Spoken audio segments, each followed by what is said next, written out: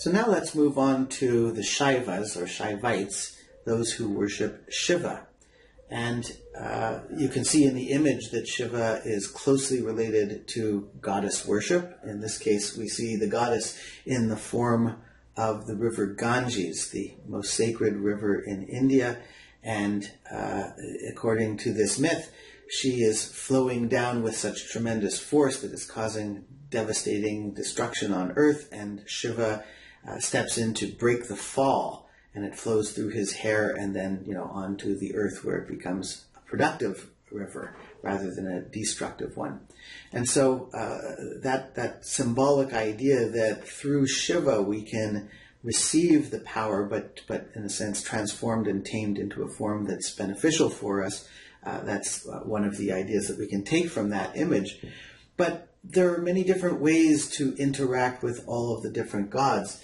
And for the Shaivas, and this would be equally true for those who worship the goddess or those who worship Vishnu, there's a wonderful quote here that says, Shiva is the unmanifest. He is the creator, preserver, destroyer, personal lord, friend, primal soul, and he is the all-pervasive underlying energy, the more or less impersonal love and light that flows through all things. So for those who worship Shiva, he performs all of the potential functions that one might be looking for in worshiping a deity. He can be the impersonal source. Essentially, he is Brahman as well. He's a manifest form of Brahman, but from a Shaivite perspective, you might say that Brahman is just the unmanifest form of Shiva, rather than putting it the other way around. And so he could be that, but he could also be this personal deity, and he can be, as you see over here, closely associated with those who engage in various kinds of ascetic practices and meditation and things like that. So he's closely associated with that kind of thing. We're going to talk a little bit more about the linga at the end, but this is the most common way that you're going to see Shiva worshipped in a temple.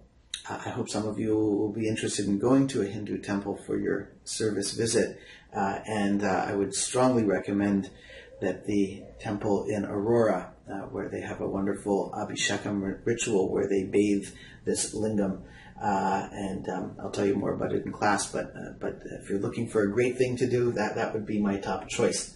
But here he's the yogic practitioner, and it goes back to that relationship with Shakti, that by becoming quiet and still and passive, he's able to bring that union with the Shakti power that creates the enlightenment experience. So Shiva is very closely associated with that kind of deep practice.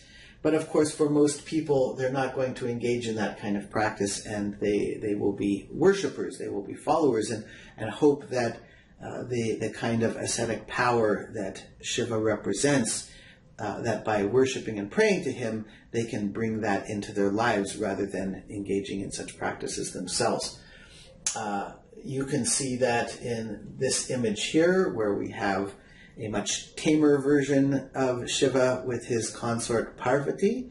There are many versions of the goddess. Ultimately, the goddess power, the Shakti, is the same, but he's most typically portrayed with Parvati, especially in this family kind of scene, where he has his son Ganesh, the elephant-headed deity. If I have time, I'll say something about that in class, but Ganesh is one of the most widely worshipped figures in the Hindu tradition, because he's the remover of obstacles that brings blessings and makes things run smoothly. So he's very popular. So here you see a much more domestic scene of tranquility. But again, we can see the practitioner side here, this merging of male and female in this wonderful androgynous image of Shiva as half male and half female. And again, that goes to the sense of either that you are going to engage in the kind of practices where you're bringing together the passive yogin side, where you're doing yoga, you become quiet and still and passive, and thereby draw in on the pure energy to combine them in this perfect union of male and female. Finally, I just want to say that there's a video here of this Abhishekam of the Shiva Linga, and you'll see another version of Abhishekam at the end of this web page. If you want to see that in person, as I said, you can go and see it at the one of the Hindu temples here, but I would recommend the Aurora one. Just to note, if it wasn't obvious, symbolically what we have here is the representative of Shiva as a pure male form, as in his sexual member. This is supposed to be his male sexual organ, and it is embedded in a female sexual organ called a yoni. And this is the most typical way that he's represented in temples. And so you have that kind of symbolic aspect.